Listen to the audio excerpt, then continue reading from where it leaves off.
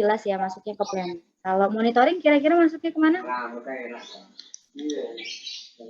Pengontrolan. Masuk ke pengontrolan atau controlling, benar. Karena dari monitoring kita bisa lihat tuh, oh ini kita udah telat nih. Oh ini kita dari data kurva S ternyata pengeluaran kita itu besar gitu ya, melebihi dari angka. Jadi harus ada controlling di situ. Betul ya. Jadi untuk kurva S berarti ada di planning dan juga di control. Ini ya ada identifikasi varians, ini ya untuk kurva S kita ada definisi yang akan kita pelajari. Lalu kita pelajari kurva S planning dan juga akan kita pelajari kurva S monitoring. Sebenarnya ada dua macam teknik dan metode untuk pengendalian biaya dan jadwal. Kenapa kok ngomongnya pengendalian biaya dan jadwal? Karena dua aspek ini diperhatikan sekali dalam penyusunan kurva S maupun konsep nilai hasil. Minggu ini kita belajar kurva S atau identifikasi varians ya, pakai kurva S. Minggu depan insya Allah kita akan belajar konsep nilai hasil, plus kita sedikit buka-buka tentang MS Project. Kalau kemarin teman-teman udah belajar AOA, AON pakai manual, minggu depan kita pakai MS Project ya. Oke, jadi untuk minggu depan udah jelas sudah saya sampaikan ada dua materi. Kita belajar konsep nilai hasil plus MS Project. Jadi teman-teman tolong disiapkan software MS Project-nya masing-masing. Karena setahu saya ada yang portable atau mungkin teman-teman dapat yang asli atau yang krek-krekan. Silakan kita cuma latihan aja.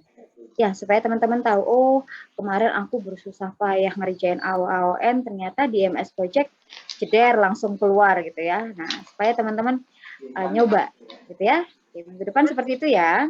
Minggu ini kita fokus ke kurva S. Identifikasi varians digunakan untuk mengetahui adanya penyimpangan antara kemajuan proyek dengan perencanaan dalam hal biaya dan waktu. Analisis varians akan diketahui perbedaan antara lain hal-hal berikut ya. Yang pertama kita bisa tahu biaya pelaksanaan dan anggaran. Ada nggak bedanya? Ya, plus kita surplus atau malah kita rugi, gitu ya.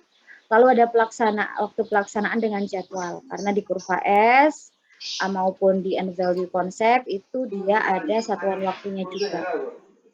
Nah, karena ada satuan waktu, kita juga bisa menentukan atau memasukkan data tanggal mulai pelaksanaan dengan rencana. Ya, dan kita juga bisa melihat tuh perbedaannya untuk tanggal akhir pekerjaan dengan rencana. Kita juga bisa mengetahui angka kenyataan pemakaian tenaga kerja dengan anggaran. Dan kita bisa mengetahui juga penyimpangan untuk jumlah penyelesaian pekerjaan dengan rencana. Ini kan kesimpulannya ya, kita nggak akan pernah merasa nggak pernah, oh ini gimana kok bisa dapat penyimpangan dan sebagainya kalau kita tidak latihan contoh soal. Jadi nanti kita latihan contoh soal ya. Oke, tapi kita lihat dulu nih, di sini ada contoh ya. Untuk pekerjaan yang pertama, pekerjaan persiapan. Anggarannya 600, pengeluarnya 900. Kira-kira perbedaannya berapa, plus atau minus?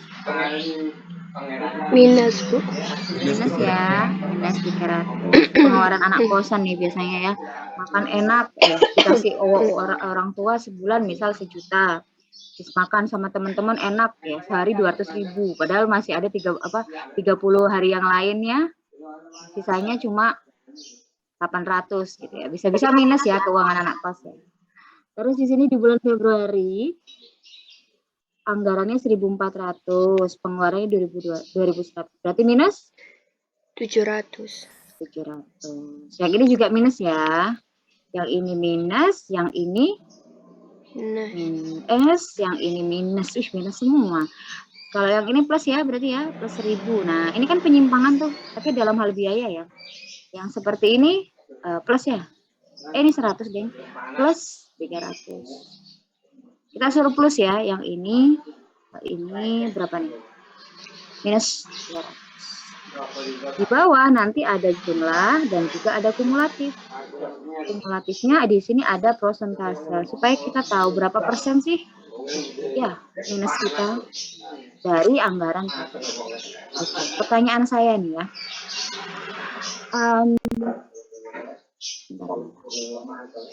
Boleh lah ya, yang nggak usah resen deh ini. Kita diskusi aja ya, nggak terlalu susah soalnya.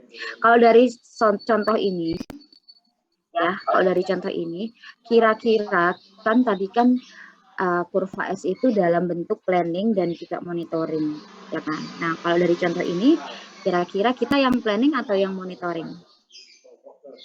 Planning, Bu. Planning. Monitoring. Coba dilihat dulu. Monitoring, Bu. Langsung berubah pikiran Mas Diva ya. Awalnya ngomongnya planningnya nggak sih? Duh, baru jawab saya, Bu. Oh, baru baru jawab saya. jawab. Jadi kayaknya ada suara mirip-mirip. Oh, Mas Riza ya tadi ya ngomong. Planning. Coba dilihat lagi. Apakah ini planning atau monitoring? Monitoring. Monitoring, Bu. Pertanyaan yang kedua. Kalau misalnya ini monitoring, letak mata kita ada di mana? Atau kapan? Pada saat kapan kita melakukan monitoring? Setelah pekerjaan interior. Setelah? Pekerjaan interior. Setelah pekerjaan mana? Interior. Interior. Ada jawaban yang lain? Belum, pekerjaan atap. Pertanyaan saya adalah, coba kalian lihat waktu ya. Kalau misalnya ini monitoring, letak mata kita di mana? Selain waktu, coba kalian lihat tabelnya. Biaya. Bulannya minus, Bu. Kan sini kapan? Bulannya. Bulan Ya, Mei. kapan? Oh, Kapan? Mei. Lebih spesifik, Mei apa? Miatap. Ayo, lebih spesifik. Kalian lihat garis.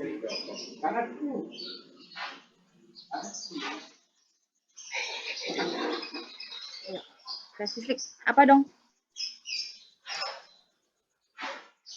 Bulannya benar, tapi kan harus ada tuh. Mei kan panjang ya. Ada berapa tuh Mei? 31 hari. Kalau kayak gini mata kita di mana? Monitoring kita di Akhir Mei. akhir Mei. Itu bukan pertanyaan yang susah ya sebenarnya. Tapi kadang mahasiswa tuh kalau ditanyain pertanyaan yang gampang, sini jawabannya susah. Giliran ditanyain pertanyaan susah, jawabannya ini pasti gampang. Kan gitu ya. Paling jelas ya, mata kita ada di sini. Nah, saya panasin bolpennya. Nah, mata kita tuh di sini. Supaya nggak Illuminati matanya dua ya. Kasih senyum. Nah, itu ya. Jadi saat kalian baca kurva S, nah kan bukan kurva S, ini masih tabel varians ya. Kan kalian bisa lihat loh, variansnya lo berhenti di sini. Ada anggaran, ada pengeluaran asli. Nah, di sini nggak ada. Berarti kita ngelihatnya di mana? Oh, di akhir Mei sebelum Juni. Gitu ya. Nah, ini penting teman-teman. Jadi ini berhubungan juga ya. Misalnya kalau kalian di lapangan, ya, kalian ngelihat, ini belum ngomongin kurva S ya. Kalian ngelihat, oh ini, kalian bisa tahu nih, oh saat ini kita lagi memonitoring kapan, gitu ya. Atau mungkin kalian mau melihat catatan yang lalu-lalu, kan kelihatan tuh, oh ini kita monitornya di sini. Ya. Nah ini juga berperan juga, saya nggak tahu ya kalau di teknik lingkungan itu tugas akhirnya ada ya nggak yang berhubungan dengan konstruksi. Saya kurang tahu ya. Tapi nanti saat kalian dapat data, misalnya ada berhubungannya, misalnya data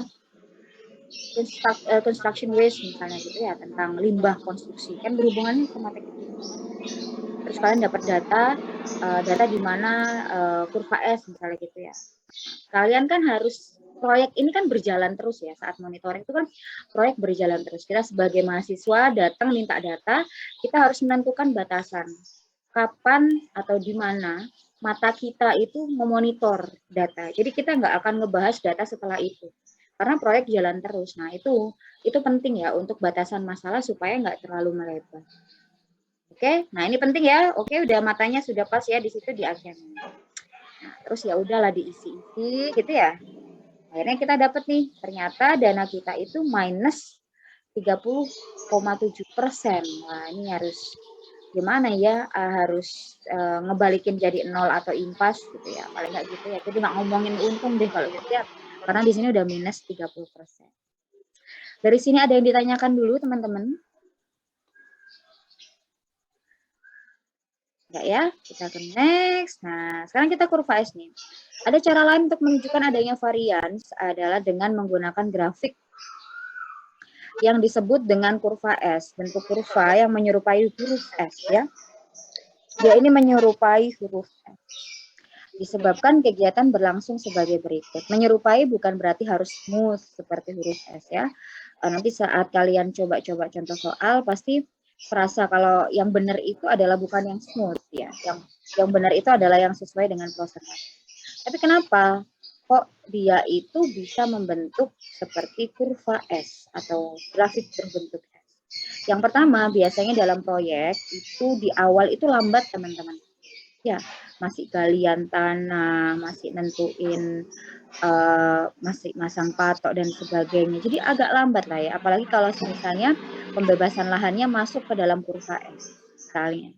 Atau persiapan, di dalam pekerjaan persiapan dimasukkan pembebasan lahan panjang, lama gitu kan, jadi lambat dulu. Baru kegiatan berikutnya dia bergerak cepat dalam waktu yang lebih lama. Nah, di akhir ya kemajuannya menurun ya, kecepatannya juga menurun, baru selesai di kegiatan titik akhir. Ini contohnya gini ya, ini kalau smooth ya, di awal dia lambat dulu, lalu di akhir dia cepat. Nah, di sini ada prosentase penyelesaian. Boleh kiri, boleh kanan. Ya, tapi di bawah ini ada satuannya minggu. Atau mungkin nanti di tabel kurva S di sini ada ya. Di sini ada waktunya. Ya. Oke, sekarang kita lihat. Gunanya apa sih sebenarnya? Untuk memperkirakan besarnya biaya yang harus dikeluarkan setiap periode waktu tertentu selama pelaksanaan pekerja. Dan sebagai alat monitoring dari realisasi pelaksanaan pekerjaan dibanding dengan rencana awal. Apakah masih dalam batas normal, terlalu cepat, atau terlambat. Jadi memang kurva S plus MS Project itu untuk scheduling itu tidak bisa terpisahkan ya. Jadi kalau misalnya ada gitu ya dokumen tender, dia selalu minta kurva S plus MS Project. Itu kalau proyek-proyek besar, biasanya BUMN selalu kayak gitu ya. Apalagi yang proyek pemerintahan. Tapi untuk proyek yang kecil-kecil kayak bangun rumah, jarang ya pakai kurva S ya. Itu terlalu, tingkatnya terlalu tinggi ya, paling nggak cuma RAB aja, biasanya gitu. Oke, sekarang kita ke planning, teman-teman siapkan Excel MS Project, Excel-nya ya. Microsoft Excel-nya disiapin semuanya, kita akan latihan untuk membuat kurva S.